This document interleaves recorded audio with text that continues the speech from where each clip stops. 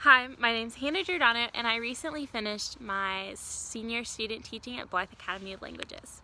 At the beginning of the year, I expected that I'd have some difficulties in learning the language and teaching them in their second language, and that all pretty much came into play.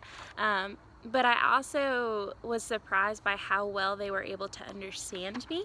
They weren't really able to communicate with me very well in their second language, but I was able to translate and they would repeat it back. And I was really able to see, even in the short 60 days, a lot of growth, and particularly in a few of the students, I could really see the language just really blossomed for them in that couple of months, which was really exciting. I didn't really think I was going to be able to see that progression so quickly. So that was very impressive. They have a great program there. I've also learned so much about classroom management and discipline. Senora Quintana runs a very tight ship, you could say. She has extremely high expectations. She came from a very prestigious school in Columbia. It was like a Harvard and Cambridge prep school, and so she brought all of those expectations to this classroom, and it was amazing to see how much those students could do. A lot of what we did was project-based work, and the students really excelled. Even with second grade, we just gave them so much responsibility and they proved that they could handle it. And so I learned a lot about classroom management in the sense that the students have to take responsibility for their actions, and sometimes there has to be really harsh consequences. But if you give them that responsibility, what they can do is incredible, and their academics will really blossom as a result of that, because they take ownership and they're proud in what they're doing because they know that they are the ones that are doing it, not their teacher.